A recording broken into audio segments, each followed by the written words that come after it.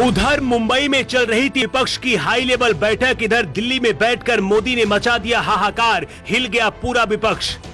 देश में कई पार्टियों की खत्म हो जाएगी राजनीति, अमित शाह ने तैयार किया भयंकर प्लान, लाने वाले हैं देश में बड़ा कानून।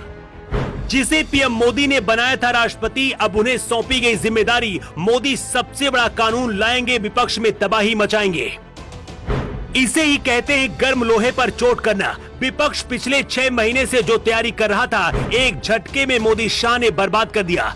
सोनिया गांधी से लेकर लालू यादव के चेहरे से धुआं निकल रहा है। नीतीश कुमार तो अब राजनीति से संन्यास लेने की तैयारी कर रहे हैं। मुंबई में विपक्ष सोनिया गांधी के साथ बैठकर पीएम मोदी को हराने के लिए प्लान तैयार कर रहा है और उधर मोदी ने ऐसी ब्रेकिंग न्यूज दे दी कि पूरे विपक्ष में खलबली मच गई है। सोनिया गांधी ने मुंबई से दिल्ली फोन लगाया, लेकिन पता चला कि उनके फोन आने से पहले ही सब कुछ सेट हो गया है। 48 घंटे के अंदर मोदी शाह ने पूरी फाइल में मुहर लगा दी और किसी को खबर तक नहीं लगी। सबसे खास बात यह है कि इस ऑपरेशन को अंजाम देने के लिए मोदी शाह ने भारत के उस राष्ट्रपति को कमान सौंपी है जिस पर वो सबसे ज्यादा भरोसा करते हैं। ये नाम है पूर्व राष्ट्रपति रामनाथ कोविंद का। आपको याद होगा पिछली बार जब विपक्ष की बेंगलुरु में बैठक हुई थी, उस दौरान भी पीएम मोदी ने दिल्ली में हाई लेवल मीटिंग की थी। तब विपक्ष के साथ 26 दल थे और मोदी ने 38 दलों के साथ बैठक करके अपनी ताकत दिखाई थी। लेकिन इस बार मोदी जो करने वाले हैं, उससे पूरे विपक्ष में तबाही मचने वाली है।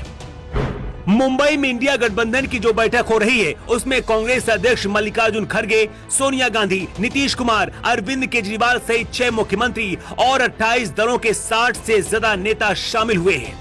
लालू यादव, राहुल गांधी और अखिलेश यादव भी इस मीटिंग का हिस्सा है और ममता बनर्जी भी शामिल है।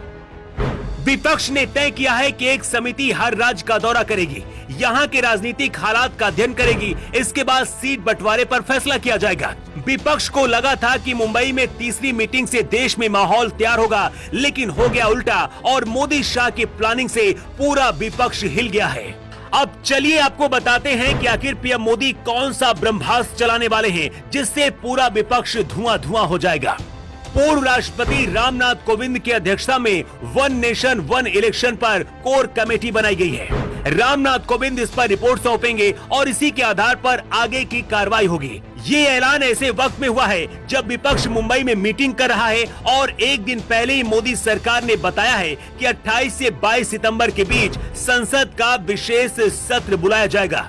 18 से 22 सितंबर के बीच क्या होने वाला है, इसे गुप्त रखा गया है। लेकिन जिस तरह से कश्मीर से एक झटके में धारा 370 हटाई गई, उसी तरह से एक देश एक इलेक्शन का ऐलान किया जा सकता है। इसके साथ ही सीए और यूसीसी पर कानून लाने की तैयारी मोदी शाह कर रहे हैं।